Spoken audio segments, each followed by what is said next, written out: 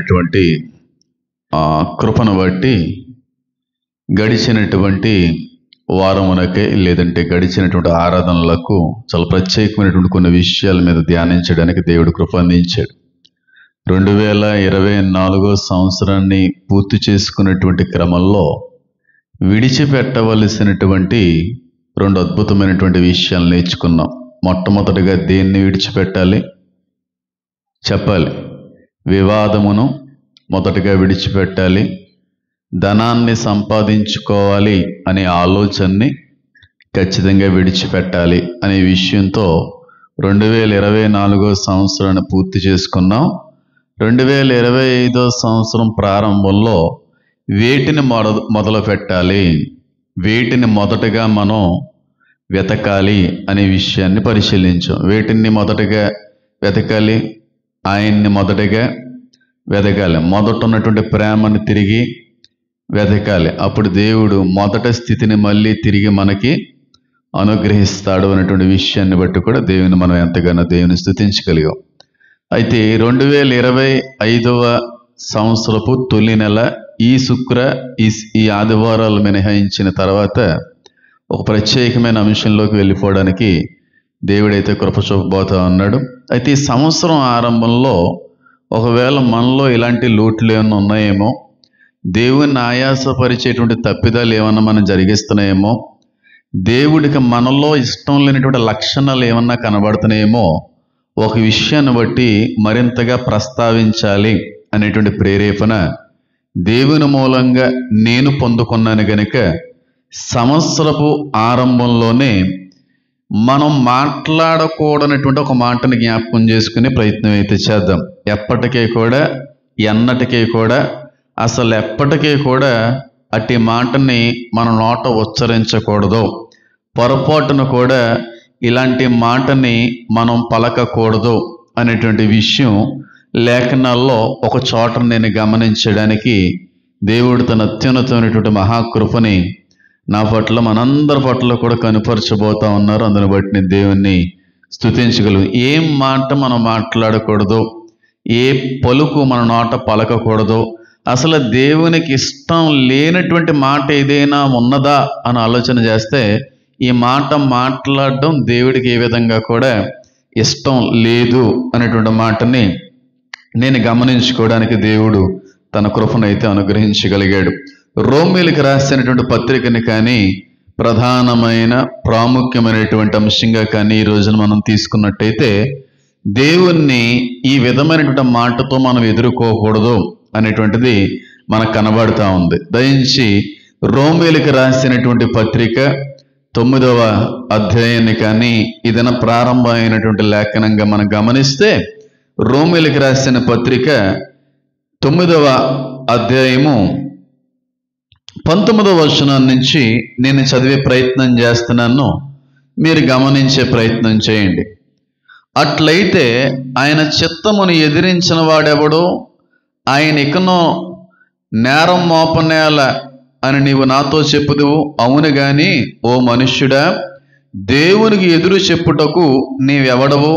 నన్నెందుకు ఇలాగు చేసిదువని రూపింపబడినది రూపించువానితో చెప్పునా అనేటువంటి మాట కనబడతా ఉంది. అంటే ఇక్కడ మాట్లాడకూడనటువంటి మాట ఏదన్నా ఉందంటే, దేవుడా నాకే ఎందుకు ఇన్ని కష్టాలు, నన్ను ఎందుకు ఇలాగా సృజించావు అనే మాట మాత్రం జీవితంలో ఎప్పటికీ కూడా అనకూడదంట. చాలా స్పష్టమైన రీతిలో రాయబడిన చూడండి. నన్నెందుకు ఇలాగూ చేసిదు అని రూపింపబడినది, కలుగు చేయబడినది, కలుగు చేయి వాణిని అనగలదా, ప్రశ్నించగలదా అనేటువంటి మాట మనకి ఇక్కడ కనబడుతుంది. అంటే దేవుడు మనల్ని సృజించాడు, సృజించిన వాడిని ఏం చేయకూడదు అన్నమాట, ప్రశ్నించకూడదు.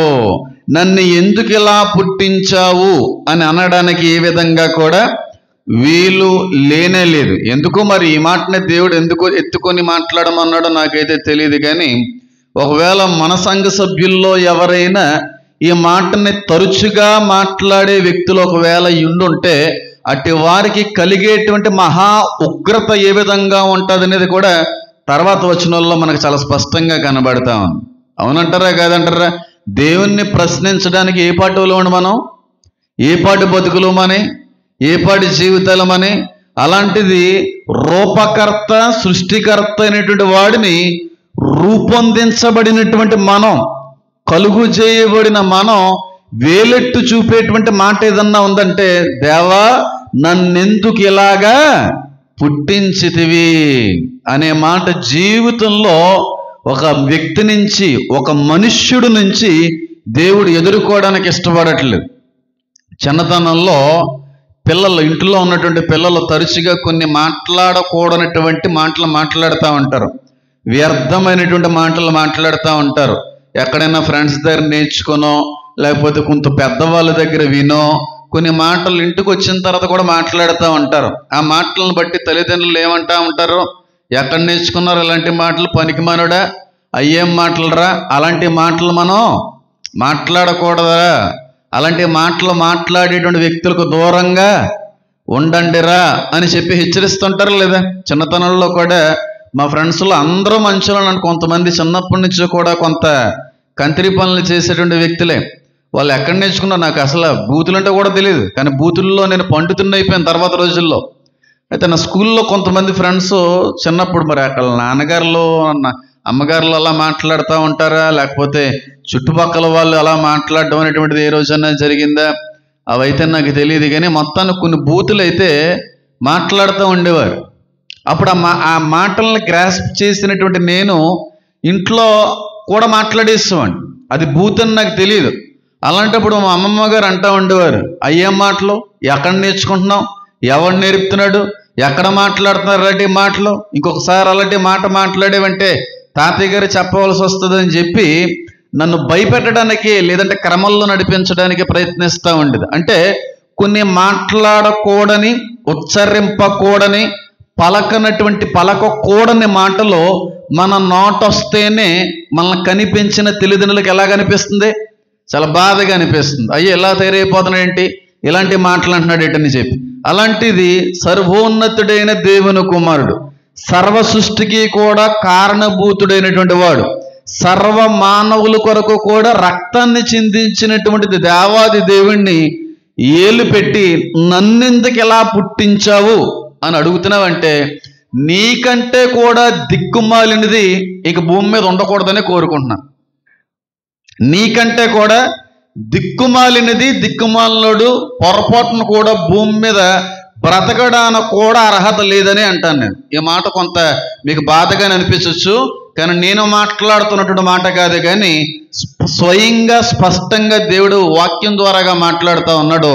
రూపింపబడినది రూపించు వానిని ఆ ప్రశ్న వేయదగినదా, ఆ ప్రశ్న వేయచ్చా, అవునంటారా కాదంటారా. కొంతమంది గనులు ఉంటారు, నన్ను ఎందుకు ఎలా పుట్టించావయ్యా, నా బతుకెందుకయ్యా, ఎందుకు వచ్చిన బతుకయ్యా, అసలే నేను ఉండడం వల్ల ఎవరికి ఉపయోగం ఉందయ్యా, అసలు నేను పుట్టకపోయి ఉండుంటే బాగుండు కదయ్యా, నేను ఏ సుఖం చూశాను, ఏ ఆనందం చూశాను, చిన్నతనం నుంచి కూడా వేదనలు, చిన్నతనం నుంచి కూడా సమస్యలే, అసలు నేను పుట్టకపోయి ఉండుంటే బాగుండు కదా అని చెప్పి కొంతమంది దేవుడితోనే ప్రశ్నిస్తూ ఉంటారు, ప్రార్థన కూడా చేస్తూ ఉంటారు. ఆ ప్రార్థనలు బట్టి దేవుడు జాలి పడిపోయి అమ్మనో తల్లో బంగారమా అవునా అని ఏమంటావు ఫాట్మని కొట్టాలనుకుంటాడు. ఫాట్మని కొట్టాలనుకుంటే గోపలు 2 వాయించాలనుకుంటాడు ఆయన. నన్నే ఎందుకు ఇలా పుట్టించావు, మరి యేసయ్య ఎక్కడన్నా అన్నాడా, నాకే ఎందుకు అయ్యే కష్టం అన్నాడు ఎక్కడన్నా, ఎక్కడ అనలేదే. కానీ మనం అంటూ ఉంటాం, భక్తిహీనులుగా ఉన్న మనం, అపరిశుద్ధతలో కొనసాగుతున్న మనం, అవిధేయులుగా ఉన్నటువంటి మనం దేవుణ్ణి ఏమని చేస్తూ ఉంటాం, ప్రశ్నిస్తూ ఉంటాం. ఎందుకు వచ్చిన బతుకు, ఎందుకు వచ్చిన పుట్టుక, నేను పుట్టకపోయి ఉండుంటే బాగుండు ఆయన, అసలు నన్నెందుకు పుట్టించావు నాయన, నాకే ఎన్ని కష్టాలు, నాకే ఎన్ని సమస్యలు, ఎందుకు వచ్చిన జీవితం నాయన, తీసేసుకో ఎదవ బతుకు అని అంటున్నావంటే ఆ బతుకిచ్చిన దేవుణ్ణి ఏం చేస్తున్నావు అన్నమాట. చెప్పండి అమ్మ మీనుడితో, ప్రశ్నిస్తున్నాం. ప్రశ్నించుటకు తగునా మనం? ఆయన పల్లెత్తి మాటన్న ఒక మాట అనడానికి మనకు అసలు అధికారం ఉందంటారా? ఆయన ఏమో ఆకాశం మీద ఆసీనుడై ఉన్నాడు సింహాసనం వేసుకుని, భూమి తన పాదపీఠమే ఉందంట. జాగ్రత్త సుమి, అనుకుంటే కాలు వేళ్ళుతో నలిమేస్తాడు ఆయన. చాలా జాగ్రత్తగా ఉండాలి. కష్టాలు వచ్చినప్పుడు, సమస్యలు వచ్చినప్పుడు ఈ మాటలు మరింత ఎక్కువైపోతూ ఉంటాయి కొంతమంది దగ్గర. ఏం బతుకునైనా, ఏం జీవితున్నాయనా, ఎందుకు వచ్చిన బతుకునైనా, ఏం సుఖపడ్డాను ప్రభువా, ఏ ఆనందం ఉందనైనా నా జీవితంలో, అసలు నేను పుట్టడంలో ఉద్దేశం ఏముంది, నేను పుట్టకపోయి ఉంటేనే బాగుంది కదా బాబు, నేను ఎవరికి ఉపయోగపడుతున్నానో, ఎందుకు ఉపయోగపడుతున్నానో, ఎందుకు ఉపయోగం లేని జీవితం, ఉంటాయి అంతా పోతాయి అంతా అని చెప్పి అనుకుంటున్నావు అని అంటే ఖచ్చితంగా దేవుణ్ణి ఆయాసపరిచిన మాట పలుకుతున్నావని అనడమే తప్పు. పైగా కొంతమంది ప్రార్థనలు చేస్తూ ఉంటారు ఈ మాటలు పట్టుకొని. చూడవా నన్ను, గమనించవా నన్ను, పట్టించుకోవా నన్ను, ఎంత ఏడుస్తున్నానో భరించలేకపోతున్నాను, ఈ విధంగా దేవుడితో మాట్లాడుతున్నావంటే దేవుణ్ణి ఏం కనపరచడం కాదు, దేవుని యొక్క చిత్తానికి వ్యతిరేకంగా మాట్లాడుతున్నాడు, దేవుడి యొక్క ఉద్దేశానికి భిన్నంగా మాట్లాడుతున్నావు, దేవుడి యొక్క ఆలోచన విధానానికి వ్యతిరేకంగా మాట్లాడుతున్నాం. అంటే ఎందుకు ఇలా చేసావు, ఎందుకు ఇలా జరుగుతుంది అంటే తన చిత్తాన్ని వ్యతిరేకిస్తున్నట్టే కాదా? ఆయన అనుకున్నటువంటి వాటిని జరిగిస్తున్నప్పుడు ఎందుకు ఇలా జరిగిందంటే దాన్ని వ్యతిరేకంగా మాట్లాడుతున్నట్టే కాదా? తన చిత్తానికి వ్యతిరేకంగా మాట్లాడువారు వర్ధిల్లరు. జీవితంలో ఎప్పటికీ వాళ్ళ సుఖశాంతులతో జీవితాన్ని ముగించుకోలేరు. వాళ్ళు జీవితంలో ఎప్పటికీ రాదు. నేను చెప్తున్నాను సేవకుడిగా, ఇది మీరు హెచ్చరిక అనుకుంటారా, శాపం అనుకుంటారా నాకు తెలియదు, కానీ దేవుణ్ణి ప్రశ్నించే ఏ ఒక్కడో కూడా బాగుపడినట్టుగా చరిత్రలో కనబడలేదు నాకైతే. భరించాలి, సహించాలి, ఓపికతో కనిపెట్టుకోవాలి.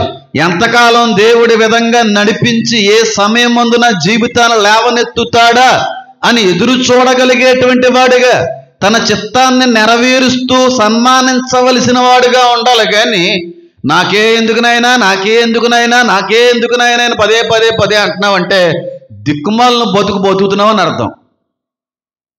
దిక్కుమాలు బతుకుతున్నావని ఏంటి మాట అనేవాళ్ళు ఉన్నారంటారా, సంఘంలో లేరంటారండి? మేము అన్న వాళ్ళు చేతులు ఎత్తండి, మీ గుండెల్లో పైకి ఎత్తమంటే అందరూ ఎత్తవలసి వస్తుంది అనుకోండి, మీ హృదయాల్లో ఎత్తుకోండి. అందుకే దేవుడు ఈ వాక్యాన్ని స్పెసిఫిక్గా చూపించి హైదరాబాద్ వెళ్ళేటువంటి ముందు సమయంలో గుర్తు చేసినటువంటి లేఖనం ఇది. ఇది ఎప్పుడు చెప్పమంటే ఈ శుక్రవారం రోజు నాకు గుర్తొచ్చి అలా చెప్పడం జరిగింది. నేను మాట అంటాను, జాగ్రత్తగా గమనించండి. మానవుని యొక్క జీవితం రైలు ప్రయాణం వంటిది అంటాను. మానవుని యొక్క జీవితం రైలు ప్రయాణం వంటిది. ఒక్కొక్కసారి రైలు స్పీడ్గా వెళ్ళిపోతూ ఉంటుంది, అదే రైలు ఒక్కోసారి ఏమవుతూ ఉంటుంది, స్లో అవుతూ ఉంటుంది. ఒక్కోసారి అదే రైలు నిటారుగా తిన్నంగా ఇంక అద్దు అడుపు ఏమీ లేదన్నట్టుగానే వెళ్ళిపోతూ ఉంటుంది. అదే రైలు మరొకసారి మలుపులు కూడా, జీవితంలో మలుపులు కూడా తిరగవలసి వస్తూ ఉంటుంది. కానీ ఒక మాట చెప్తున్నాను, ఎప్పటికైనా ఆ రైలు చేరవలసిన గమ్యానికి మాత్రం తప్పకుండా చేరుతుంది. రైలు వంటి జీవితాలు అంతే. ఒకసారి స్పీడ్గా ఉంటుంది లైఫ్, హ్యాపీగా ఉంటుంది లైఫ్, అద్దు అదుపు లేదన్నట్టుగానే వెళ్ళిపోతుంటుంది. ఒకసారి స్లో అయిపోతుంటుంది జీవితం, ఒకసారి నెమ్మదిగా మెతగ్గా అయిపోతూ ఉంటుంది, ఒకసారి ఏ ఆటంకాలు లేకుండా వెళ్ళిపోతుంటుంది ఒకసారి జీవితం. ఒకసారి జీవితంలో అనుకోని విధానంలో మలుపులు తిరిగిపోతూ ఉంటాయి, అనుకోని విధంగా మలుపులు ఎదురవుతూ ఉంటాయి, అనుకోని విధంగా కొన్నిసార్లు కొన్ని సంఘటనల్లో, కొన్ని సందర్భాల్లో, కొన్ని సమయాల్లో జీవితాలు ఆగవలసి వస్తూ ఉంటుంది. రైల్వే స్టేషన్స్ లాగా అవుతుందా లేదా? ట్రైన్ కొన్ని స్టేషన్స్లో అనుకోని విధంగా అదేంటి నా జీవితం ఆగిపోయినట్టుంది, అదేంటి నా జీవితం ఎక్కడితో ఇంక ముగించినట్టుంది, అదేంటి నా జీవితం ఇంక ముందుకెళ్ళట్లేదు, ఉన్న స్థితిలోనే ఆగిపోయాను. అబ్బాబ్బే ఏదో రైలు వస్తుంది టైపు నుంచి, అందుకే కొంతసేపు దేవుడు ఇక్కడ ఆపాడు. ఆ రైలు అయిన తర్వాత పంపుతాడు. నీ జీవితం మేలు చేసే దేవుడే తప్ప నష్టపరిచే దేవుడు కాదైన. రైలు ప్రయాణం అంటే డెస్టినేషన్ ఆయన ఎప్పుడో రాసేసాడమ్మా. తల్లి గర్భంలో రూపింపబడక మునుపే నీ జీవితం ఏంటో ఆయన తెలుసు. నీ తల వెంట్రుకలన్నీ కూడా లెక్క పెట్టిన ఏకైక దేవుడైన. నీ అమ్మగారికి నాన్నగారికి కూడా తెలియదేమో, నవమాసాలు మోసినటువంటి తల్లిదండ్రులకే తెలియదేమో, కానీ గర్భంలో రూపింపబడక మునిపే నీ జీవితం ఎలా ఉంటుందో బాగా చూసి చదివి ఏర్పరిచిన దేవుడైన. ఆయన తెలియదా ఎప్పుడు లేవనెత్తాలో నీ జీవితం ఏ విధంగా ఉంటుందో నీకు తెలియదు? ఆయన ప్రశ్నిస్తున్నామా? పైగాని లైఫ్ అనేది డిజైన్ చేస్తాడు ఆయన, రాసేసాడు పుట్టకముందే. అనుభవించవలసినవి అనుభవించాలి, ఆనందించే సమయంలో ఆనందించాలి, ఇబ్బందులు పడే సమయంలో ఇబ్బందులు పడాలి. ఇదే జీవితం. సుఖ దుఃఖాల మధ్యన కట్టాడు దేవుడి జీవితాన్ని. ఉన్నాయి సుఖ దుఃఖాలు. ఎప్పుడైతే మానవుల యొక్క జీవితంలోకి పాపం ద్వారాగా శాపం వచ్చిందో నిత్య సుఖం, నిత్య ఆనందం నుంచి సుఖ దుఃఖాలు అనేటువంటి జీవితంలోకి వెళ్ళడం అనేది జరిగింది. ఇప్పుడు డెస్టినేషను ఆయన డెస్టినీ అంతే. ఇంకా మన డెస్టినీ ఏమీ ఉందో అదే జరుగుతుంది. అంతేకాని ఇలా జరిగింది ఏంటండి, అసలు అనుకోలేదండి, ఎలా అవుతుందని అనుకోలేదండి, పూర్తిగా ప్లాన్ అంతా తారుమారు అయిపోయిందండి. మళ్ళీ చెప్తున్నాను, జాగ్రత్తగా గమనించండి. నువ్వు పుట్టక మునుపే నీ జీవితం అంతటినీ కూడా చూసిన దేవుడే. నువ్వు పుట్టేటువంటి సమయం మొదలుకొని చివరికి చనిపోయేటువంటి ఆఖరి క్షణం వరకు నీ జీవితం అంతటినీ కూడా ముందుగా చూస్తాడు ఆయన. అంటే ఈ రోజు నాకు 20 సంవత్సరాలు, 21వ సంవత్సరం నీ జీవితం ఎలా ఉంటుందని చదివాడు. 30వ సంవత్సరం నీ జీవితం ఎలా ఉంటుందో చదివాడు. నేను వృద్ధాప్య దశలో నీ జీవితం ఎలా ఉంటుందని చూసిన దేవుడే. అంటే మొత్తం అంతా డిజైన్ చేసింది, ప్లాన్ చేసింది ఆయనే. ఆయనకంటే ఎక్కువ తెలిసేటి మనకి. మన లైఫ్ని డిజైన్ చేసిన దేవుణ్ణి ప్రశ్నిస్తూ ఉంటారు కొంతమంది. వాళ్ళల్లో దేవుని ఆత్మ లేదు. ఏ ఆత్మ ఉంది? దురాత్మతో నింపబడిన వారే దేవుణ్ణి ప్రశ్నిస్తారు. దేవుణ్ణి ప్రశ్నిస్తారు, సౌలు ప్రశ్నించినట్టుగా. ఆత్మతో, పరిశుద్ధాత్మతో నింపబడిన వాడు ఎప్పుడు కూడా దేవుణ్ణి ఘనపరుస్తూ ఉంటాడు. ప్రార్థనలు చేసేసినంత మాత్రాన్న, రోజు బైబిల్ చదివేసినంత మాత్రాన్న, ఉపవాసాలు ఆచరించేసినంత మాత్రాన్న మనలో పరిశుద్ధాత్ముడు ఉండిపోయాడు అని అనుకోకండి. దురాత్మ కూడా చేయిస్తూ ఉంటుంది. దురాత్మ కూడా అలాంటి ఆలోచనలు మనలో ఏర్పరుస్తూ ఉంటుంది. ఆయన డిజైనర్. ఆయన ఆ డిజైన్ చేసిన వాడిని ప్రశ్నించేటువంటి వ్యక్తులుగా ఒకవేళ మీరు ఉంటే మీ జీవితంలో ఎప్పటికీ కూడా సుఖశాంతులు అనేటువంటి వాటిని చూడలేరు, సందేహం లేకుండా. రూపింపబడినది రూపించు వారిని నన్ను ఎందుకు ఎలా సృష్టించవు అని అనదగునా? అనగలదా? అవునంటారా కాదంటారా? మన పిల్లలు ఎప్పుడన్నా అనవసరంగా నీ కొడుకుని పుట్టానే బాబు, ఏమీ కొనలేనిదానివి, ఏమీ చూడలేనిదానివి, నన్ను ఎందుకు కన్నావే అని అంటే మనకి ఎలా ఉంటుంది? సంతోషంగా ఉంటుందా? ఏం పెట్టావని, ఏం చూసావని, ఏం కొన్నావని, అసలు నువ్వు ఎందుకు నన్ను కన్నావు? ఏమీ చూడలేదు, ఏమీ కొనలేదు, ఏ రోజు ఏమీ పట్టించుకోలేదు, అలాంటి దాన్ని ఎందుకు కన్నావే, నేనన్నా కనమన్నానా అని అంటే తల్లిగా తండ్రిగా బాధపడతామా లేదా? నవమాసాలు మోసినటువంటి తల్లిదండ్రులే ఆ మాటను భరించలేరు. రక్తం ఇచ్చి వెల ఇచ్చి కొన్న దేవుడు ఆ మాట అంటే భరించగలడా? వెంటనే ఏ కష్టం వచ్చినా, ఇబ్బంది వచ్చినా వెంటనే దేవుని ప్రశ్నించేవాళ్ళే. కొత్తగా ఏమన్నా మన జీవితంలో సమస్య వచ్చిందా? కొత్తగా మన జీవితంలో ఏదన్నా ఇబ్బంది వచ్చిందా? రోజు ఉండే సమస్యలే, రోజు ఉండే కష్టాలే, రోజు ఉండే తలనొప్పులే. కొత్తగా ఏం రాలే కదా, ఎప్పుడు ఉన్నాయే. ఒకసారి వస్తుంటా, ఒకసారి పోతుంటుంది, ఒకటి హాయిగా పోతుంటుంది జీవితం, ఒకసారి ఆగిపోతూ ఉంటాం. ఒకసారి ఆగిపోయి ఏదో ఒక రోజులు లెగుస్తాం, మళ్ళీ ముందుకు వెళ్ళిపోతాం. ఎప్పుడుకో కానీ మళ్ళీ మన జీవితంలోకి సమస్య అనేది రాదు. సుఖదుఖాల మధ్యన మానవుని యొక్క జీవితం కట్టబడి. అంతేగాని జీవితంలో నా కళ్ళంటే ఏడుపు రాకూడదు, నా కళ్ళల్లో నుంచి నీళ్ళు కనబడకూడదు, జీవితంలో ఎప్పటికీ కూడా నేను అనుకున్నవన్నీ జరిగిపోవాలి, అనుకున్నవి కూడా జరగకుండా ఉండడానికి వీలు లేదు, నేను ఏది అనుకుంటే అదే అన్నీ అయిపోవాలి అని అనుకుంటున్నావంటే నువ్వు దేవుళ్ళలాగా అయిపోతున్నావు అని అర్థం అన్నమాట. సాతాను అనుకున్నాడు కదా, దేవుని వంటి వాడిని అయిపోవాలనుకున్నాడు. ఏమైపోయాడు? పాతాళానికి దుఃఖవేయబడ్డాడు. నువ్వు అనుకున్న అన్నీ జరిగిపోవాలంటే నువ్వు దేవుడు అయిపోవాలంతే. ఇంకా మనిషిగా మాత్రం సాధ్యమయ్యే విషయం కాదు.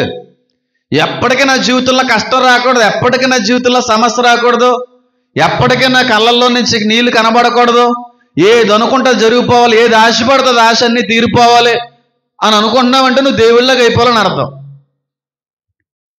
దేవుళ్ళగా అయిపోవాలని ఈజీగా ప్రశ్నించేస్తూ ఉంటారు కొంతమంది దేవుడిని. ఏం బతుకయ్యా, ఏం బతుకయ్యా, ఏం సుఖపడ్డానయ్యా, పెళ్లి చేసుకుని పుట్టిన దగ్గర నుంచి ఈ రోజు వరకు ఏ ఆనందం ఉందయ్యా, ఏ ఆశ నెరవేరిందయ్యా, నా జీవితంలో ఏదన్నా మేలు తగినటువంటి దినం ఏదన్నా కనబడిందంటే కనీసం వెతుకుతా ఒక దినం కూడా కనబడలేదే. అలాంటి ఎంత దరిద్రమైనటువంటి బతికే బతులు తీసుకుంటా బాగుండు కదయ్యా, ఇంకా నన్ను ఎందుకు ఉంచావునైనా? ఏంటి దేవుణ్ణి ఇంకా నన్ను ఎందుకు ఉంచావంట. దేవుడు ప్రశ్నించేవాళ్ళు ఎప్పుడు తీసుకోవాలో ఎప్పుడు నిలబెట్టాలి ఆయన తెలుసు. నాకు బతకాలని లేదు నాయన, నాకు ఉండాలని లేదు నాయన, ఇంకా ఎన్ని కష్టాలు అనిపించడానికి ఉంచావు నాయన. ఇవన్నీ ప్రశ్నలే. ఎంతమందికి అర్థమవుతుంది చెప్పండి అమ్మా. అర్థమైన వాళ్ళు ఒకసారి హల్లేలూయా చెప్పండి. ఇంకా నన్ను ఎందుకు ఉంచావు నాయన అంటే, ఇంకెన్ని చూడడానికి ఉంచావు నాయన, ఇంకెన్ని అనుభవించడానికి ఉంచావు నాయన. అసలు ఉంటే అంతా పోతే తీసేసుకోవచ్చు కదా నాయన. వాళ్ళు బాగానే పోయారు కదా, నన్నెందుకు ఇంకా బతికించావు. ఈ మాటలన్నీ అంటున్నప్పుడు అయ్యో నా బంగారు తల్లి చాలా కష్టాలు పడిపోతున్నామే అని ఏమేం జాలేం పడిపోయాడు. ఏంటి నా చిత్తాన్ని జరిగించకుండా నా ఉద్దేశం నెరవేరుతున్నప్పుడు ఎందుకు నెరవేరిందో అని అడుగుతున్నావా, నేను ఇంకా తొక్కాలహే అంటాడు.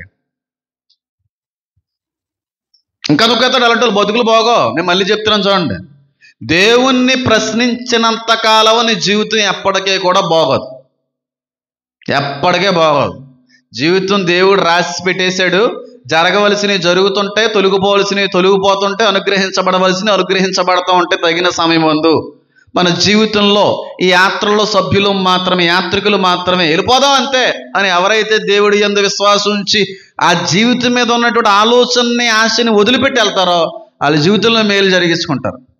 అంతేగాని నా జీవితం ఇలాగే ఉండాలి, ఇలాగే జరగాలి, ఇవే నాకు కావాలి అనుకున్నంత కాలం ఎప్పటికీ నువ్వు అనుకున్నవి అనుకున్నట్టుగా నెరవేరవో. వదిలేయాలి. నువ్వు అనుకున్న ఎవడైనా ఏమని నువ్వు ఆశ పని ఎవడో ఆయన ఇవ్వాలనుకున్నా ఇస్తాడు, ఇచ్చే సమయం అంది ఇస్తాడు. అంతేగాని అన్నీ నీకు నచ్చినట్టుగా జరగాలంటే నువ్వు దేవుడు అడుగుతున్నాను ఒకసారి ఆలోచించే. నువ్వు దేవుడు కాదు కదా. కొంతమంది ఈజీగా ఇలాంటి కుటుంబంలో పుట్టానేటినైనా బాబు, ఇలాంటి కొడుకుని పుట్టానేటిన అయ్యా బాబు, కనీసం నా చిన్న సౌకర్యాలు కూడా చూడనటువంటి కుటుంబంలో ఎందుకు పుట్టాను ప్రభా, ఇలాంటి వాళ్ళకి ఎందుకు జన్మను పొందుకున్నానయ్యా, ఇలాంటి తల్లిదండ్రులు లేటయ్యా, నాకు మంచి కుటుంబంలో పడితే బాగుండు, నేను మంచి కుటుంబంలో పుడితే బాగుండు, బాగా డబ్బు ఉన్నటువంటి తల్లిదండ్రులు కడుపున పుడితే బాగుండు. ఇది కూడా దేవుని ప్రశ్నించడమే. ఇది కూడా దేవుణ్ణి ప్రశ్నించడమే. ఒకే మట్టి ముద్దండి. ఒక మట్టి ముద్దతో చేసినటువంటి కొండ ఏమో పేదింట్లో కొండగా ఉంటుంది, అదే మట్టిలో నుంచి తీయబడిన ఇంకో మట్టి ముద్ద ఏమో గొప్ప ఇంట్లో కూజాగా ఉంటుంది. ఒకే మట్టి. అది మన చేతిలో లేదు. రాత అంతే. ఒకే మట్టి ముద్ద. ఆ మట్టి ముద్దలో నుంచి తీయబడినటువంటి ఒక పాత్ర పేదింటిలో కొండ, అదే మట్టి ముద్దలో నుంచి వచ్చినటువంటి ఇంకొక ముద్దలోంచి వచ్చిన పాత్ర గొప్ప ఇంట్లో కూజా అవ్వచ్చు. అది అనుకుంటే వెళ్ళలేదు కదా. ఆయన అనుకుంటే అది జరగవలసింది జరిగింది అంతే. ఏ కుటుంబంలో ఎవరిని పంపాలో, ఏ కుటుంబంలో ఏ తల్లిదండ్రుల్లో కడుపును పడాలో ఆయన ఉద్దేశం అది. ఇలాంటి వాడు కడుపును పుట్టాను, ఇలాంటి దరిద్రులు కడుపును పుట్టాను, ఈ కుటుంబంలో పుట్టకపోయి ఉండుంటే బాగుండు, అసలు నువ్వు నా అమ్మ కాకపోయి ఉంటే బాగుండు, అసలు నువ్వు మా నాన్నగారు అవ్వకపోయి ఉంటే బాగుండు. మొన్ను ప్రశ్నిస్తుంది కుమ్మరివాడిని. మొన్ను ప్రశ్నిస్తుందండి. మట్టి వంటి వారం. ఆయన ప్రధాన కుమ్మరి, పరమ కుమ్మరి, గొప్ప కుమ్మరి. ఆ కుమ్మరివాడిని ప్రశ్నిస్తా ఉంది. ఎందుకు నన్ను అలాంటి బతుకులో పాడేసావు, అలాంటి ఇంట్లో పాడేసావు, అలాంటి ఫ్యామిలీలోకి ఎందుకు పంపించావు అని అడుగుతుందా? ఆయన ఏమైనా కావాలని పంపించాడా? అన్నీ రెడీ చేసి పెట్టాడు.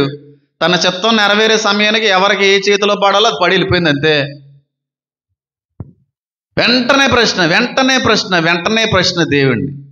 జీవితంలో అనకండి అమ్మాయి, నాకే ఎందుకు ఇన్ని కష్టాలు, నాకే ఎందుకు ఇన్ని సమస్యలు, నా బతుకే ఎందుకు ఎలాగైపోయింది, నా జీవితం ఎందుకు ఎలాగైపోయింది, ఎవరికి ఉపయోగపడుతున్నాను నేను, ఎవరికి ఉపయోగం లేని జీవితం ఉంటే ఎంత పోతే ఎంత, నాకు బతకాలని లేదు, బ్రతుకు మీద ఆశ ఎప్పుడో చచ్చిపోయింది, అసలు నన్ను ఎందుకు ఇంకా బతుకుంచావు నాయనా. మళ్ళీ చెప్తున్నాను, ఇంకా నీ సంక నాకిచ్చి పడేస్తాడు దేవుడు. ఇంకా నలకు కొడతాడు. ఈ మాట అంటే కొంచెం ఇబ్బందిగా ఉన్నా, సంక నాకిపోతారు మీరు. వాళ్ళని చూసి ఇల్లు చూసి పైగారే వాళ్ళు బాగున్నారు కదా, మేము బాగలేదు,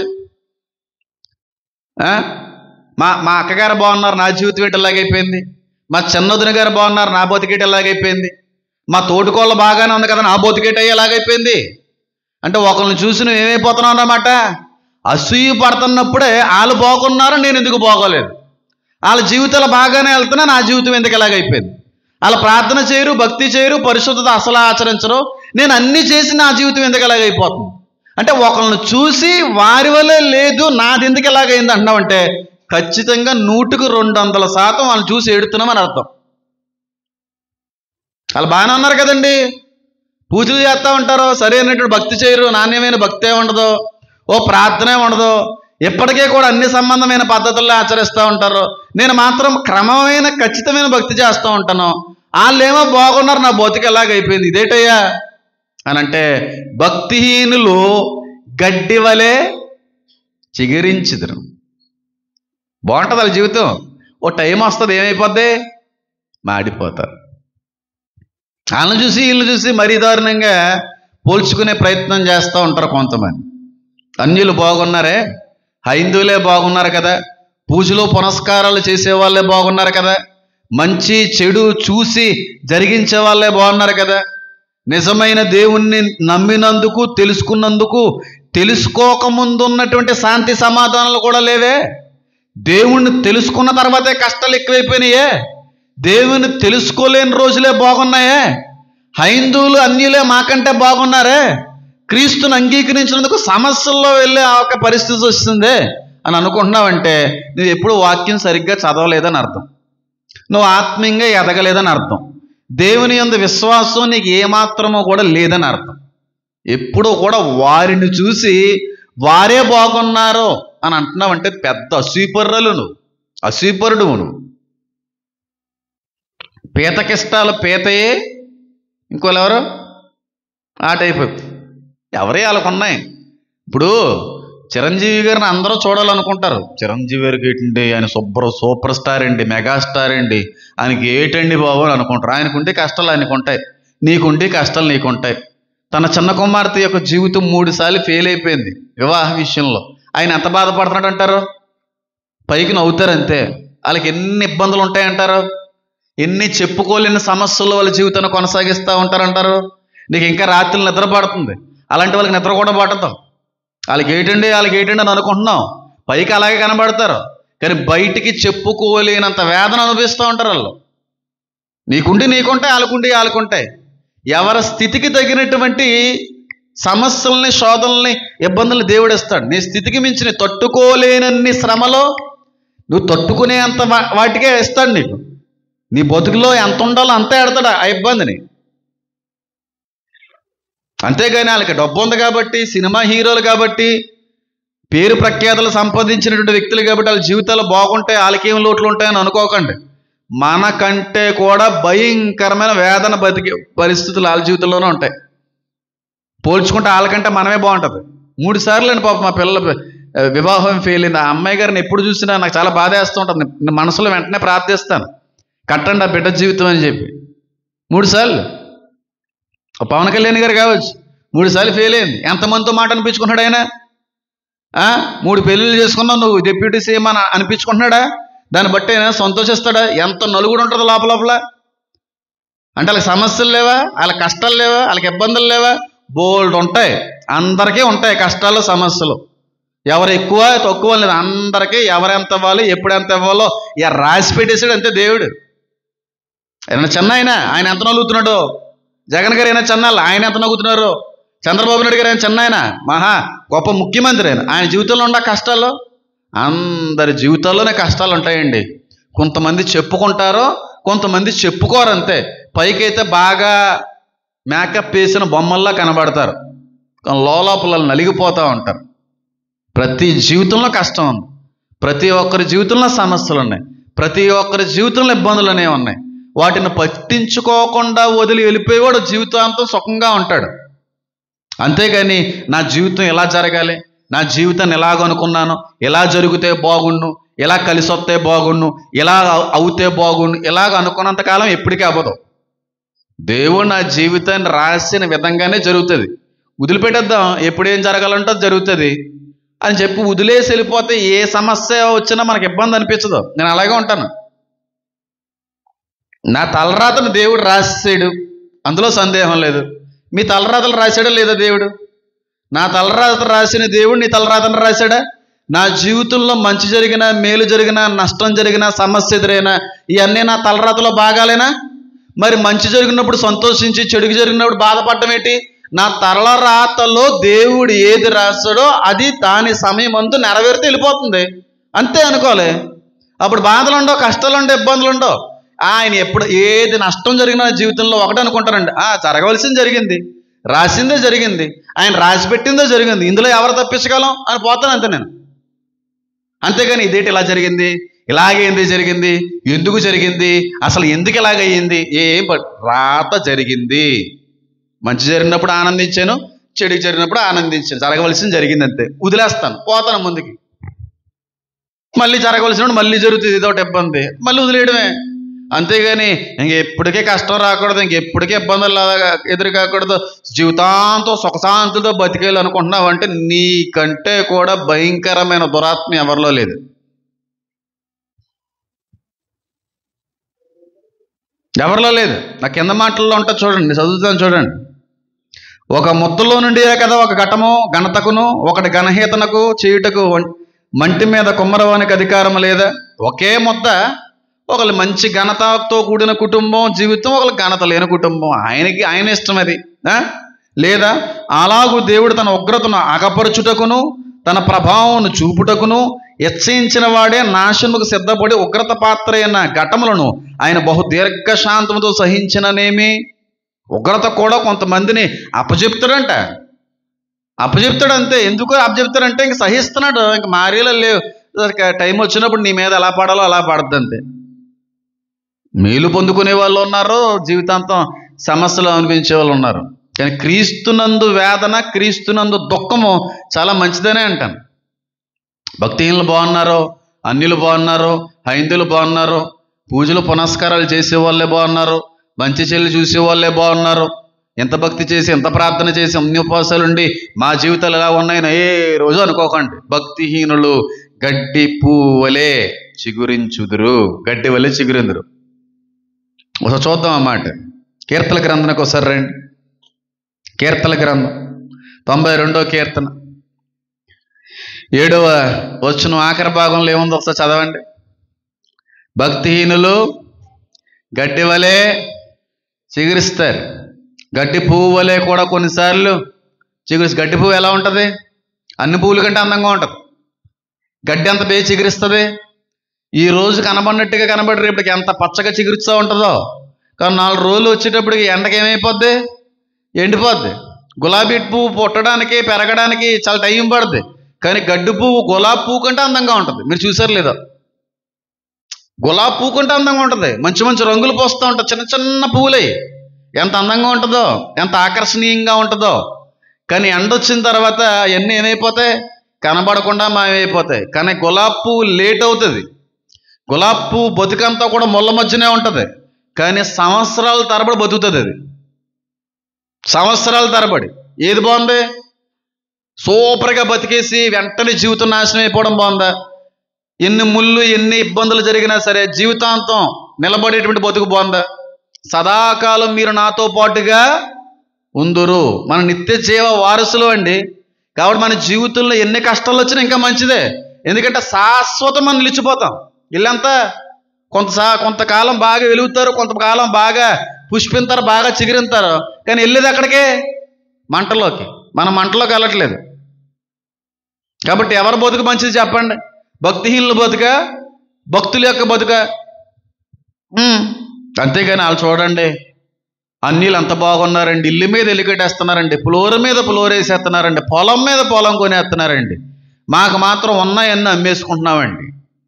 వాళ్ళు గడ్డి పువ్వులలో చిగురించినంత కాలం చిగురుతారు, ఒకరోజు ఎండరాబోతుంది, మాడిపోతారు.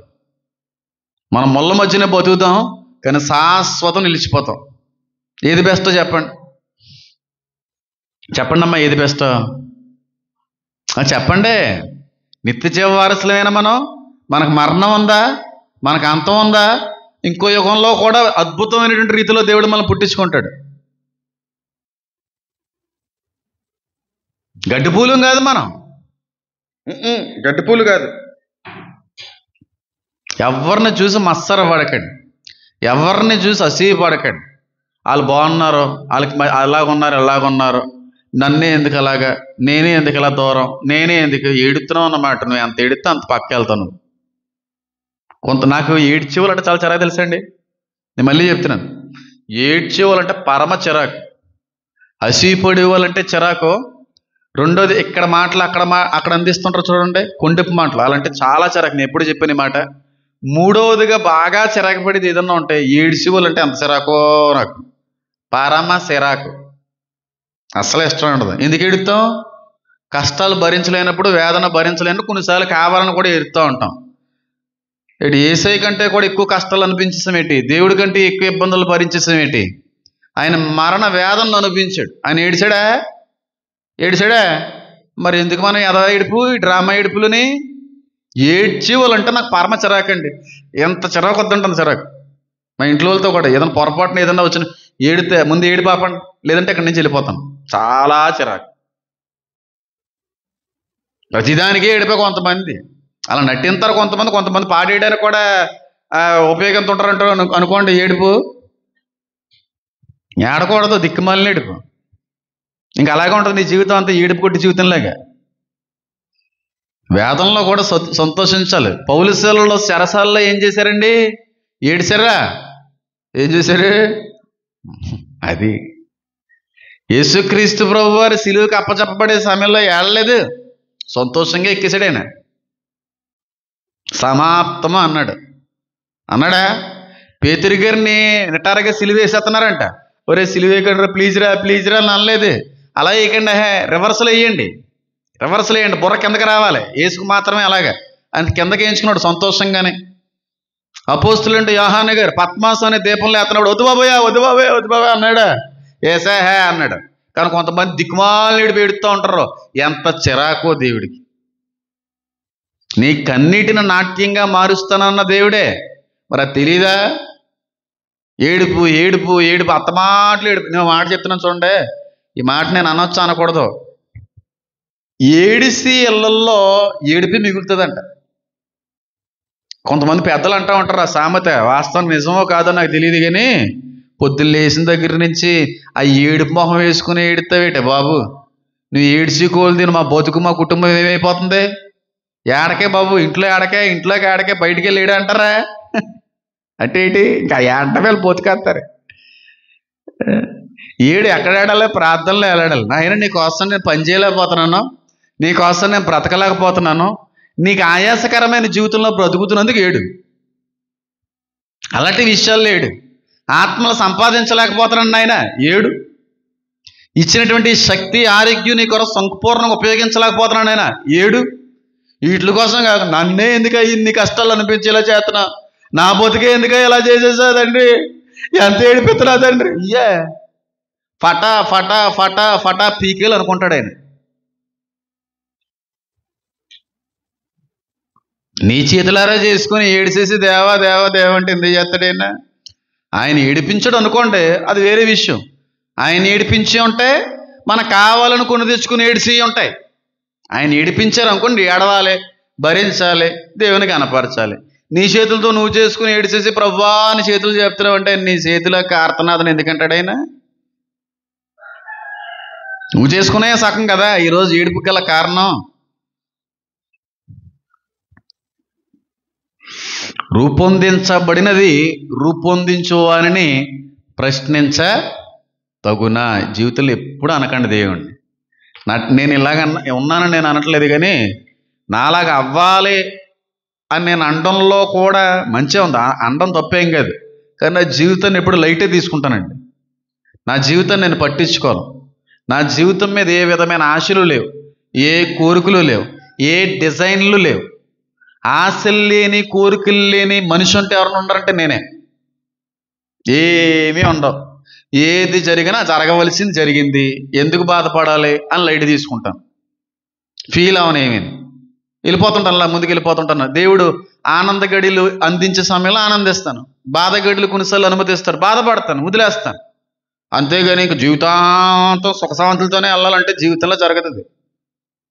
జీవితం లైట్ తీసుకోండి, బతుకు మీద ఆశలు వదిలేసుకోండి, దేవుడి మీద ఆలోచన పెంచుకోండి. చాలా సింపుల్గా, చాలా లైట్గా, తేలిగ్గా ఉంటుంది జీవితం. అంతేకాని బుర్ర నిండా కోరికలు ఎట్టేసుకుని, బుర్ర నిండా ఆశలు ఎట్టేసుకుని, బుర్ర నిండా ఆలోచనలతో నింపబడిపోయి ఇలా జరగాలి ఇలా జరగాలి ఇలా జరగాలని ముందుకు వెళ్తున్నప్పుడు అది జరగలేనప్పుడు ఏమనిపిస్తుంటుంది మనకి? ఏడుపు మిగులుతుంది. అసలు ఏ ఆశలు లేవనుకో, జరిగితే జరగదు అంతే, పోతుంటా అలాగ ముందుకి. తేలిగ్గా ఉంటుంది లైఫ్. పనికిమాల కోరికలు పెట్టుకోకుండా. అందుకే అన్నాడు ఆయన, పర సంబంధమైన వాటిని, పైన ఉన్న వాటిని మీరు ఏం చేయండి? అదే బలమైన సువార్త ప్రకటించాలి. నాకున్న కోరిక ఏదన్నా ఉంటాను, అనేక మంది ఆత్మలు రక్షించాలి. ఏమన్నా కోరుకుంటే, ఇహలోక సంబంధమైన కోరిక ఏదన్నా ఉంటే దేవాది దేవుడు సంచరించినటువంటి ఆ నేల మీద నడాలి, ఇశ్రాయేలు వెళ్ళాలి. భూ సంబంధమైన కోరిక అది, ఆత్మ సంబంధమైన కోరిక కూడా కదా అది. అంతకుమించి ఏ కోరికలు లేవు నాకు, ఏమీ లేవు. ఒకప్పుడు ఉండేది పిల్ల కోసం, అది కూడా చచ్చిపోయింది. ఏమీ న్యూట్రల్గా ఉన్నాను, జీరోలో ఉన్నాను. అందుకని ఇంటర్వ్యూలో కూడా దేవుడు ఒకవేళ ప్రత్యక్షమై ఆఖరిగా నిన్ను కానీ ఏదన్నా కోరుకోమంటే ఏం కోరుకుంటావంటే, ఏదో కోరుకుంటాడు ఎవడో ఒకడు. నాకు ఏ కోరికలు లేవు, ఏదో దేవుడు అలా మాట్లాడేశాడు అంతే. ఏ కోరిక కోరుకోను అక్కడ ఇంటర్వ్యూలో కట్ చేసి ఆపేశాడు ఆయన. కోరికలు గీరికలు ఎందుకండి? మనం అనుకున్నవి జరుగుతాయి అనుకుంటే కోరుకోండి. మనం అనుకున్నవన్నీ నెరవేరుతాయంటే ఆశపడండి. మీ జీవితాన్ని డిజైన్ చేసుకోండి. మీరు అనుకున్నవి ఎప్పటికీ అవ్వవు. ఆయన రాసి పెట్టింది జరుగుతుంది, ఎప్పటికీ అవ్వదు. భూ తలకిందులుగా మారిపోయినా నువ్వు అనుకున్న ప్లాన్లు ఏవి జరగవో, నువ్వు అనుకున్న ఆశలు ఏమి నెరవేరవో. ఆయన అనుకున్నవే జరుగుతాయి, నీ తలరాతలో రాసినవే జరుగుతాయి. ఆయన ఇవ్వాలనుకున్నవే ఇవ్వబడతాయి, నువ్వు ప్రార్థన చెయ్యకపోయినా సరే. నీ తలరాతలో లేని వాటి కోసం నువ్వు ఎంత ప్రార్థన చేసినా జరగదు అది. నీ తలరాతలో ఉంటే ప్రార్థన లేకపోయినా సరే జరుగుతుంది ఆ సమయానికి. ఇది గుర్తుపెట్టుకోండి. మన లైఫ్లు, మన జీవితాలు మన చేతుల్లో లేవు. మన బతుకులు మనమే కాదు.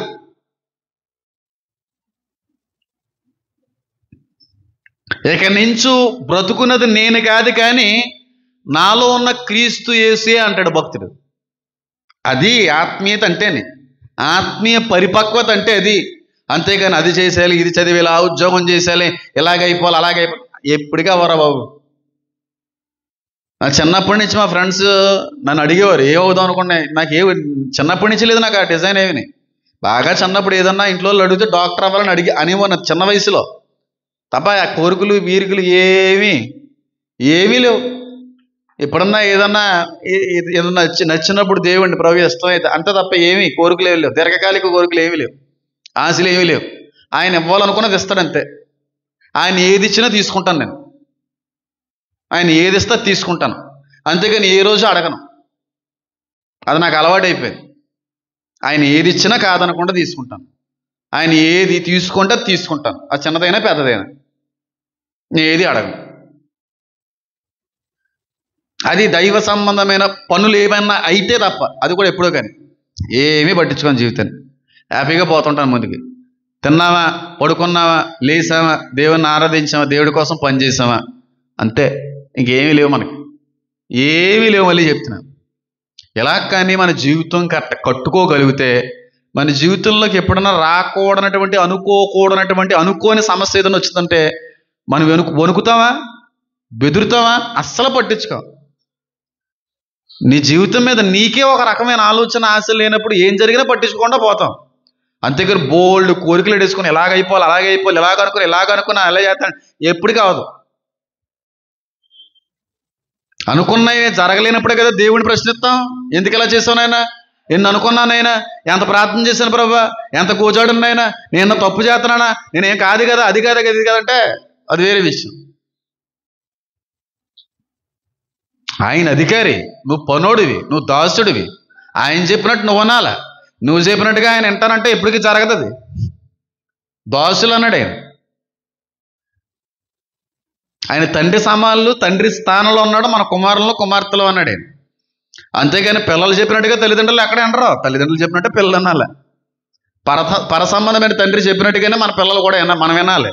అంతేగాని మనం చెప్పినట్టుగా నువ్వు వెళ్ళాలి ప్రభువో, నేను చెప్పినట్టు చేయి, నేను కోరుకున్నది ఇచ్చేయి, ప్రార్థన చేసినట్టు నా భరించేయి, ఎప్పటికీ జరగదు. చేతలు దొబ్బే అంటాడు. రూపొందించబడినది రూపొందించు వానిని ప్రశ్నించదగునా? ప్రశ్నించదగునా? ఎన్నిసార్లు ప్రశ్నిస్తున్నావు? నా బతుకేటి ఎలాగైపోయింది, నా జీవితం ఏటి ఎలాగైపోయింది, ఎందుకు వచ్చిన బతుకు తీసేసుకోవచ్చు కదా, నన్ను ఎందుకు తీసుకోవట్లేదు, అందరినీ తీసేసుకుంటున్నావు కదా అంటే ఆయన ప్రశ్నిస్తున్నావు, అందరినీ తీసేసుకుంటున్నావు, నన్ను తీసుకోమని. తీసేసుకోవాల్సింది కదా నాయన, తీసుకున్న వాళ్ళే దండీలు అంటున్నావు కదా నాయన, నాకు బతకాలని లేదు నాయన. ఆయన ఒకవేళ బ్రతికించాలి, నీ ద్వారా ఏదో పని చేయించుకోవాలని ఆయన అనుకుంటున్నాడు, నువ్వేమో తీసుకోమంటున్నావు అంటే ఆయన చిత్తానికి ఎలా ఉంది? వ్యతిరేకంగా ఉంది. చాలా అసహ్యం దేవుడికి. నాకు ఇంకా అసహ్యం, పరమశిరాకు. ఓ మాట చెప్తున్నాను చూడండి. హేమాను అనే వ్యక్తి గురించి ఒక మాటలో చెప్పమంటే, జీవితంలో ఏ మనిషినైనా ఒకసారి నమ్ముతాడు. నా గురించి చెప్పమంటే ఒకసారి నమ్ముతాను, రెండోసారి నమ్ముతాను అనే మాట కూడా రాదు. రెండుసారి మూడోసారి నమ్మడం నాకు తెలియదు, ఒకసారి నమ్ముతాను ఒకేసారి. ఇదే హేమన్. దేవుడు కూడా అంతే.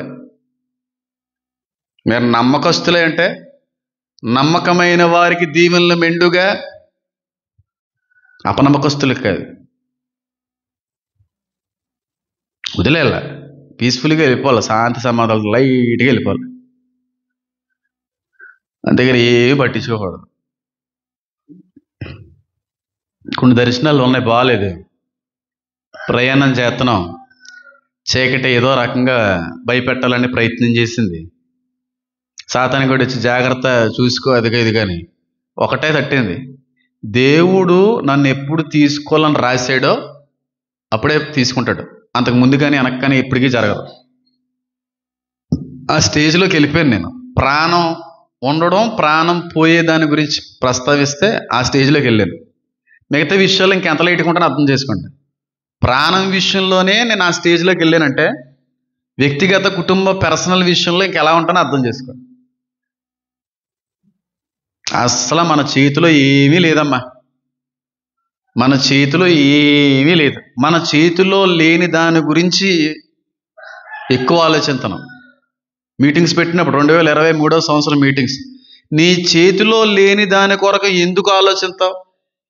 తుఫాన్ అది వచ్చేస్తుంది కదా, వేదన పడిపోతున్నావు. దేవుని గారు నేను మోకాళ్ళు వేసి ప్రార్థన చేసాం. ఆయన చేతిలో ఉంది ఏదైనాని, మన చేతిలో లేని దాని గురించి ఎందుకీ ఆలోచన చెప్పండి. మన జీవితం మన చేతిలో లేనే లేదు, మన బతుకు మన చేతిలో లేనే లేదు. జీవ మరణములు ఎవరి వశంలో ఉన్నాయి? ఏకంగా నీ ప్రాణమే నీ చేతిలో ఉంది. మరి బ్రతుకు, లైఫ్, నీ జీవితం ఇంకెంత ఉంటుంది ఆయన చేతిలో? తలంటిలో లెక్క పెట్టాడంటే ఆయన.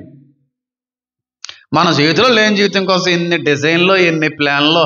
అలాగే ఇల్లు కట్టాలనుకుంటున్నామండి, ఆ పిల్లల్ని అలా చూడాలనుకుంటున్నామండి, ఏమండి అలాంటి చీర కట్టాలనుకుంటున్నామండి, ఇలాగ అనుకున్నామండి, ఇలాగ అనుకున్నావు, చచ్చే వరకు అనుకుంటానే ఉంటావు, ఎప్పటికీ జరగదు అది. ఎక్కువగా ఫీల్ అయిపోక, ఎక్కువగా ఆశపడకో. దేవుడు ఏదేస్తే తీసుకోవడం నేర్చుకో. ఎంతలో ఉన్నావో అంతలోనే దేవుని స్తుతించడం నేర్చుకో. లేని దాని కొరకు తహతహలాడకో, ఉన్నదాంతో సంతృప్తి పడు. ఉన్నదాంతో సంతృప్తి పడు. లేని దానికోసం అలాగైపోలే, ఎప్పటికీ అవ్వరా బాబు అలాగా. ఉన్నదాంతో సంతృప్తి పొందుకో, లేని దాని గురించి ఎందుకు? ఎంత బాగుంటుందో జీవితం. ఓ ఎన్ని కోరికలో, పొద్దున్న లేచిన దగ్గర నుంచి రాత్రి పడుకునేంతవరకు బుర్ర నిండా కోరికలే. బుర్ర కళల్లో కూడా కోరికలు నెరవేరిపోయినట్టు వచ్చేస్తుంటాయి. ఎందుకంటే కళలకు ముందు ఈ ఆలోచించి పడుకుంటావు కనుక. 7 వారాల నగర గురించి ఆలోచించి పడుకున్నావు, 7 వారాలు నగర వేసుకున్నట్టు అవుతాయి కళ్ళని. అమ్మా 7 వారాల నగలు ఇచ్చేసాడు దేవుడు అని చెప్పి, ఓయ్ బాబు దేవా నీకు వందనాలు. కళ్ళ జరిగితేనే వందనాలు. ఇల్లు కట్టేసిన రోజు వచ్చేస్తాడు, ఎందుకంటే ఇల్లు కోసం ఉందని ఆశ. మరి ఇల్లు కట్టినట్టు రాకపోతే ఇంకేం కట్టిన వద్దే? శ్మశానంలో సమాధి కట్టినట్టు వద్దా? పిల్లలు ఉద్యోగం, అయ్యి బాబోయ్ పిల్లోడే అంత పెద్ద ఉద్యోగం చేస్తాడు బాబోయ్, అంతమంది పెద్ద ఆఫీసర్ అయిపోయాడండి. ఆఫీసర్ వీడు చదువుకు ఆఫీసర్ అయిపోతాడే. ఆఫీసర్ నువ్వు కోరుకుంటున్నావు అలాగే కళలకు పడుకునే ముందు ఆలోచించి, నా కొడుకు ఎంత బాగా అదే అవుతుంది, కళపడి అదే అవుతుంది. దేవుడి చిత్తానికి లోబడండి. దేవుడు ఏది ఇస్తే అది తీసుకొని దేవుని స్తుతించడం నేర్చుకోండి. మన అడిగితే ఇస్తాడు అని కాదు, ఆయన ఇచ్చింది తీసుకోవడంలో ఆయన చాలా ఇష్టపడతాడు, చాలా సంతోషిస్తాడు. ఏది ఇస్తే అది హ్యాపీగా తీసుకోండి. ఏది ఇవ్వాలనుకుంటే అదే ఇస్తాడు. ఉన్నదానిలో సంతృప్తి పడండి, లేని దాని కొరకు ఆశపడకండి. ఏది ఇచ్చినా కాదనకుండా దాన్ని అంగీకరించండి. దేవుడు ప్రభు చిన్నదా, ఇంతేనా, ఇంకా ఎక్కువ వస్తా అనుకున్నానయ్యా జీతం, ఏంటి చిన్న ఇల్లు పెద్ద ఇల్లు కడతాం అనుకున్నానయ్యా, ఎంతలో ఉంటే అంతలోనే. ఏది ఇస్తే అదే, ఏది వస్తే అదే, ఏది అనుగ్రహించబడితే అదే. అదేంటి ప్రభా చాలా చాలా ఎక్కువ వచ్చేద్దాం అనుకున్నానయ్యా బాబు, లాభం అదేంటి నాయన, ఎంత లాభమే వచ్చింది, ఎంత వస్తే అంతే. అంతేగాని బుర్ర నిండా ఆలోచనలు పెట్టేసుకుని, బుర్ర నిండా తలంపులు పెట్టేసుకుని, ఇలా అయిపోయింది ఏంటండి, ఏదో అనుకున్నానండి, ఏదో జరుగుతుంది అనుకున్నానండి బాబు, చాలా ఆశ పడిపోయినాడు బాబు, చాలా ఆశలు పెట్టేసుకున్నానండి బాబు అన్నంతకాలం నీ జీవితంలో సుఖం రాదు. ఈ ఆశలో పడకు. దేవుని యొక్క రాజ్యానికి వెళ్ళాలన్న ఏకైక ఆశ తప్ప మిగతా ఎన్ని ఆయన చేతికి అప్పచెప్పి. ఎందుకంటే నీ కాల గతులు కూడా ఎవరి వశం? జీవమరణాలే కదే. నీ ఫ్యూచర్ అంతా ఆయన చేతిలో ఉంది. ఏ కాలంలో ఏం జరుగుతుందని ఆయన చేతిలో ఉంది. నీ తలరాత ఆయన చేతిలో ఉంది. అంతేకాని ఇలాంటి కుటుంబంలో పుట్టేనేటి, ఇలాంటి తల్లిదండ్రులు పుట్టేనేటి, గొప్ప ఇంట్లో పుట్టవలసిందని నేను, గొప్ప ఇంట్లో పుడితే ఇలాగ ఎన్నో కొందిరాల్లో ఇలాంటి పేద కొడుకుని పుట్టానేటి, పోయిన యుగంలో మంచి ఉన్న ఇంట్లో పుట్టేమో, అన్నీ అనిపించేమో, ఈ యుగంలో కొంచెం లేని కుటుంబంలో పెట్టాడు. వేరే వాళ్ళకి దేవుడి అవకాశం ఇవ్వాలి కదా. ఎందుకు? పోయిన యుగంలో నీకంటే కూడా గొప్ప మహారాణి ఇంకెవరో లేరేమో, అన్నీ అనిపించేసేమో, సుఖం అనేటువంటిది, ఆనందం అనేటువంటి, సంతోషం అనేటువంటిది ఇంక ఎలానైనటువంటి రీతిలో నువ్వు అనిపించేమో. ఈ జన్మలో ఈ యుగంలో నీకు కొంచెం శ్రమలు గుండా పంపిస్తున్నాడేమో దేవుడు. అలా మనం తీసుకోవాలి తప్ప అన్ని ఇప్పుడు వరకు జరిగిన 6 యుగాల్లో కూడా నేను మహారాణులాగా ఎలాగనుకుంటా, ఒక్కొక్క టైంలో ఒక్కొక్క రకంగా దేవుడు మనల్ని రూపొందిస్తూ ఉంటాడు. ఎన్ని చెప్పకూడదో చెప్పను కూడాని అవసరం లేదు. మీకు బుర్రలు ఫుల్గా ఫోకస్ చేయకండి, పని అవదు, వెళ్ళను ఎక్కువ. అలా ఉండాలి. ఎందుకు వచ్చిన పిల్లయ్య, అసలు పిల్లలు పుట్టకపోయి ఉండుంటేనే బాగున్నాయి బాబు, ఇలాంటి పిల్లలు కనకపోయి ఉండుంటే బాగున్నాయి బాబు, ఇలా మారతారనుకుంటే కడుపులోనే చంపేద్దునే బాబు అంటే అంత చెత్తనికి ఎలా ఉంది మన ఆలోచన. ఇలాగ అవుతారనుకుంటేనంట అసలు పుట్టకుండా కడుపులోనే తీయించేసుకుందనంట. ఇదే మాట నీ తల్లి నీ నాన్న కూడా నిన్ను బట్టి అనే ఉంటారు ఖచ్చితంగా ఏదో ఒక రోజున. అందుకు నువ్వు ఈ రోజు నీ పిల్లల్ని అంటున్నావు. ఒక రోజు నీ తల్లిదండ్రులు ఇదే బాధ పెట్టి ఉంటుంటావు, ఇదే మాట వాళ్ళ నాట పలికే ఉంటారు. ఈ రోజు నీ పిల్లల్ని బట్టి నువ్వు అనే పరిస్థితి వచ్చింది. మారతారు పిల్లలు, ఎందుకు మారరు? టైం వచ్చినప్పుడు మారతారు. నేను మారలేదేటి? నేను మారలేదా? యోబు యొక్క జీవితం మారలేదా? దావీదు యొక్క జీవితం ఎత్తపడలేదా? ఎవరి జీవితాలు ఉన్నట్టుగానే ఉండిపోయినాయి. ఏ టైంలో లేవరెత్తాలో, ఏ టైంలో తొక్కాలో ఆయన తెలుసు.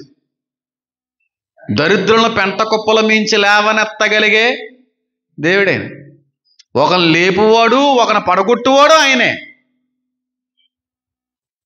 మొత్తం అంతా ఆయన చేతిలో ఉంటే, కాలగతులన్నీ కూడా ఆయన చేతిలో ఉంటే, సమస్త సృష్టినేమో ఆయన చేతుల మీదుగా నడిపించబడుతుంటే, నువ్వు మాత్రం నాకు నచ్చినట్టుగానే జరగాలి. జరగదు. ఇదొక్క విషయంలో కానీ మీరు బలంగా నాటపడితే ఎంత హ్యాపీగా ఉంటుంది మన లైఫ్. బోల్డ్ అనుకున్నాను తెలిసే, నేను బోల్డ్ ఒకప్పుడు నేను అనుకున్నవి జరిగించలేదు దేవుడు. నేను అనుకోనివన్నీ జరిగించాడు.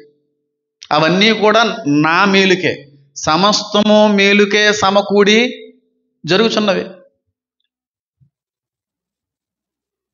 కావాలనుకున్న మరీ వెనక్కి వెళ్ళిపోతాయి, గుర్తుపెట్టుకోండి. దేవుణ్ణి దూరం చేస్తాయి, గుర్తుపెట్టుకోండి. మారతారు. ఎందుకు పిల్లలు మారరు? అంతేకాని ఇచ్చినటువంటి గర్భఫలానికి పేరెట్టడం, గర్భఫలం యెహోవా ఇచ్చు అంటే దేవుడు ఇచ్చిన బహుమానానికి ఏం పెడుతున్నావు? పేరు. ఇలాంటి పిల్లలు అవుతారు అనుకుంటే ప్రభువా ఆ రోజున అబార్షన్ చేయించేసుకుంటున్నా ఆయన. నేను పిల్లలు ఎలా మారతారు అనుకుంటే నాయన పసికందులుగా ఉన్నప్పుడే పీకి నులిమి సంపెత్తును రాక్షసి బల్లాగా.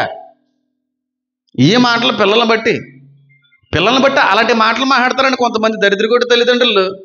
పిల్లల్ని చంపేద్దును, పిల్లల్ని పీకి పిసికేద్దును, ఎలాగ అవుతారంటే అది చేసేద్దును, ఇది చేసేద్దును అంటే ఆ బహుమానాన్ని నువ్వేం చేస్తున్నావు?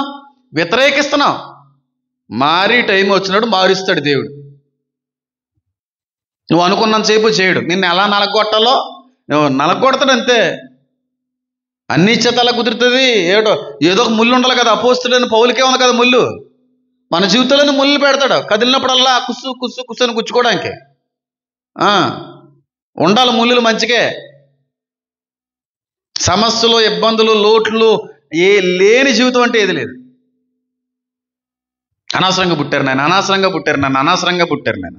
అదే మగపిల్లడు పుడతాం అనుకున్నా, మగపిల్లడు పుడతాం అనుకున్నా, ఆడపిల్ల విడేసి తండ్రి. దేవుడు ఆడపిల్ల ఇవ్వాలనుకుంటే ఆడపిల్లని ఎత్తాడు, మగబిడ్డను ఇవ్వాలనుకుంటే మగబిడ్డను ఎత్తాడు. ఇచ్చిన దానికి పేరు ఎట్టామనుకో ఉన్నదాన్ని తీసేస్తాడు. పెట్టకండి దిక్కుమాల పేర్లు. ఏం మగోడికైతే 4 కొమ్ములు పెద్ద, ఆడదానికైతే లింగుమంటూ కొమ్ము ఉంటుందా?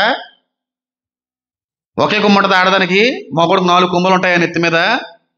అందుకే కదా యావత్ ప్రపంచవ్యాప్తంగాను, అందులో భారతదేశంలో ఎక్కువ మేళ్ళు కణాలు పోతున్నాయి, మగ కణాలు లేవు. ఇంకా అందరూ ఆడలు పడతారు ఈసారి నుంచి. ఇంకా యావత్ దేశం అంతా కూడా ఏదో దేశంలాగా ఆడల్లో ఉంటారు, మగోళ్ళు లేరు. అంటే అప్పుడు ఏం జరుగుతుందంటే ఒకే మగోడు 10 మంది భార్యలు ఉంటారన్నమాట. భలే ఉందండి అనుకుంటున్నాడు. మన నిజమరా? ఆ పరిస్థితి వచ్చేద్దంటారా బాబు? తెలుసా ఈ న్యూస్? పురుష కణాలు మాయమైపోతున్నాయి భారతదేశంలో. ఎందుకు భారతదేశంలో మాయమైపోతున్నాయి చెప్పండి?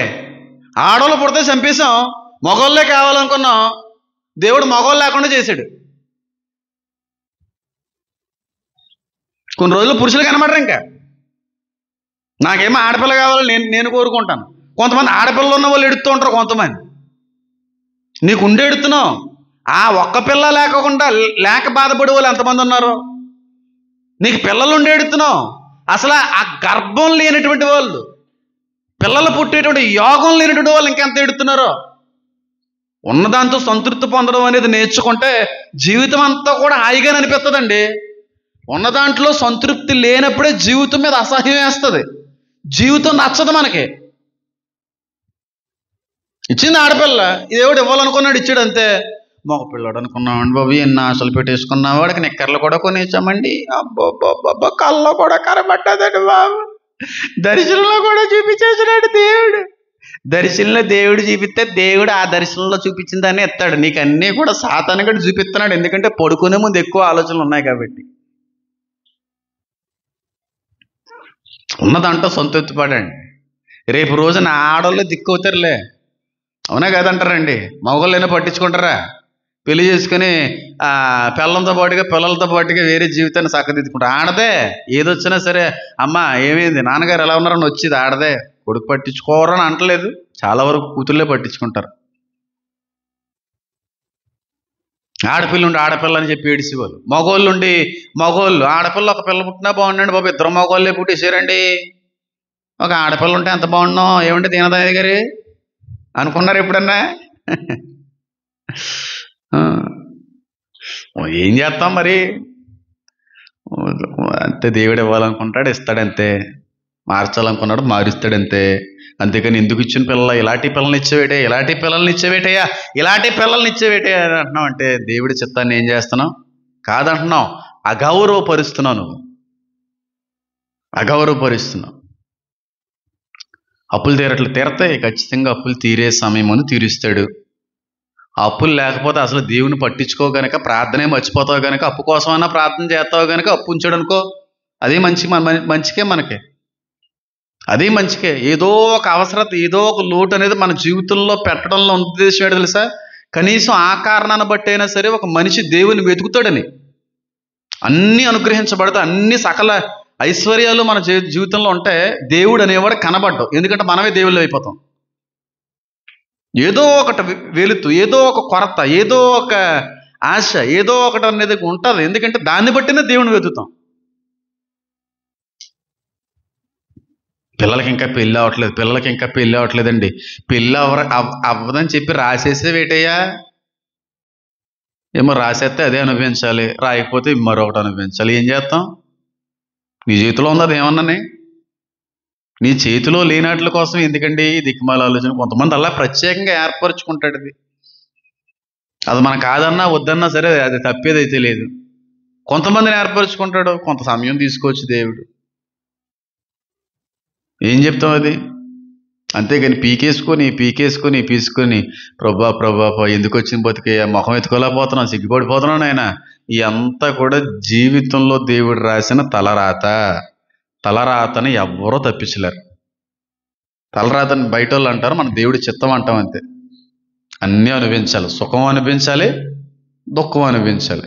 సుఖం ఎదురైనప్పుడు ఆనందంగా ప్రభువా అని సంతోషించి, దుఃఖం వచ్చినప్పుడు ఎందుకయ్యా అని అనకూడదు. ఎప్పుడన్నా నాకు తెలిసి అడుగుతున్నానండి, ఏదన్నా రాకుండా సమస్య వచ్చినప్పుడు ప్రభువా నాకే ఇన్ని సమస్యలు ఎందుకునైనా అడిగే మీరు ఎప్పుడన్నా సరే దీవించబడినప్పుడు, ఆనందించేటువంటి పరిస్థితి వచ్చినప్పుడు ఎందుకునైనా ఇలా దీవించని అడుగుతారు మీరు? బాగున్నప్పుడు ఏ రోజు కూడా నన్నే ఎందుకు ఇలా ముట్టావు, నన్నే ఎందుకు లేవనెత్తావు, నాకే అంతకు డబ్బులు ఎందుకు ఇచ్చావు, నన్నే ఎందుకు దీవించావు, నన్ను ఎందుకు ఇంత ఆనందపరిచావు అని ఏ రోజు అడగం. దుఃఖపడితే మాత్రం అడుగుతాం, వేదన వస్తే అడుగుతాం, సమస్య వస్తే అడుగుతాం. బాగుంటే ప్రభువా నన్ను ఎందుక ఇంత బాగుగా నిన్ను కట్టావు, ఇంత ఆనందంతో నింపావు ఎందుకునైనా అని అంటావా?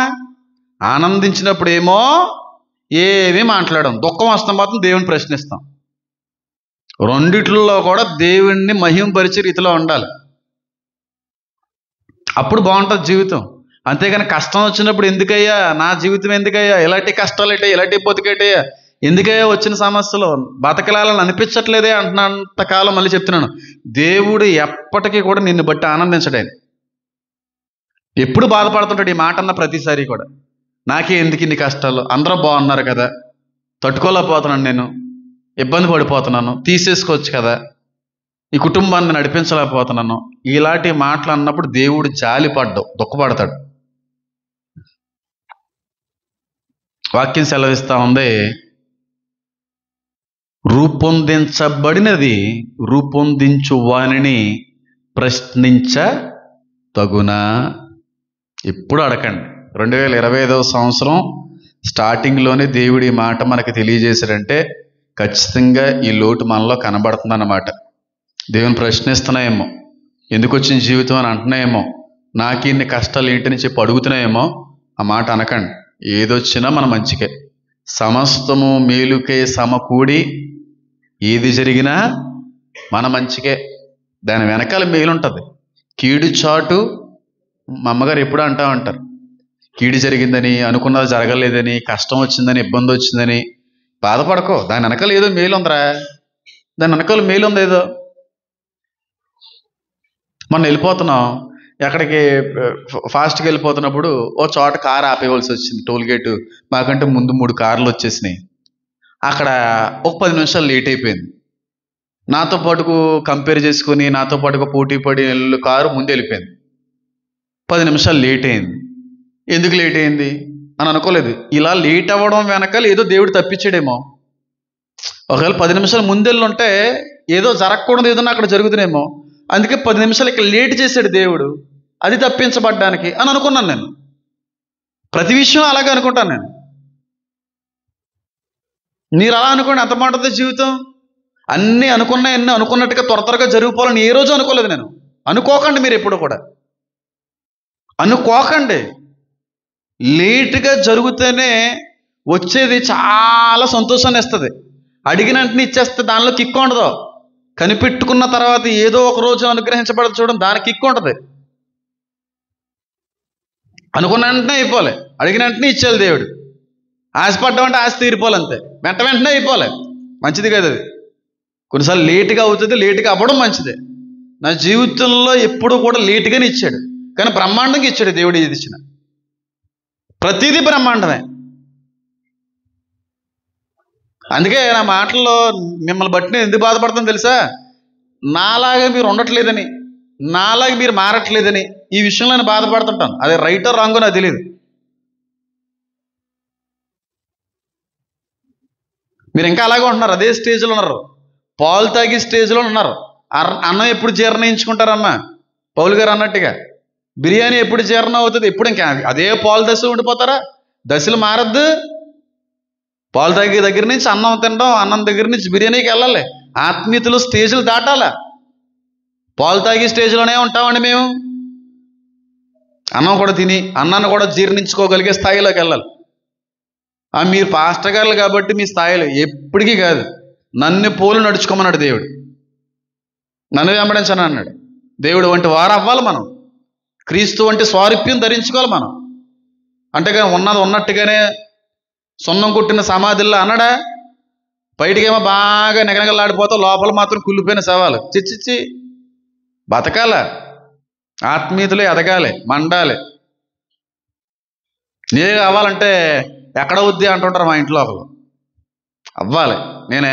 నేనేం దిగొచ్చానేటి, మీకంటే అధ్వానమైనటువంటి స్థితిలో నుంచి వచ్చాను. ఎదగలేదు ఆత్మీయంగాని, అద్భుతమైన ఆత్మీయ పరిపక్వతలోకి వెళ్ళిపోయాను. దేవుని యొక్క ఆలోచన విధానం అంతటినీ కూడా అర్థం చేసుకుంటున్నాను. దేవుని యొక్క హృదయం అంతటినీ కూడా చదివాను నేను. ఆ స్టేజ్కి వెళ్ళాలా. ఎప్పుడు వెళ్తావు? చాలా జరగాలి నీ జీవితంలో. వాక్యం బాగా చదువుకోవాలి, వాక్యాన్ని అవలంబించాలి, పూర్తిగా సాతాను వేసేటువంటి కుయుక్తుల్ని జయించాలి, శోధనలు ప్రక్కన పెట్టాలి. ఇవన్నీ పెట్టుకుంటే దేవుడు నిలబెట్టుకుంటాడు. కళ్ళు మూసుకోండి, ప్రార్థన చేసుకుందాం.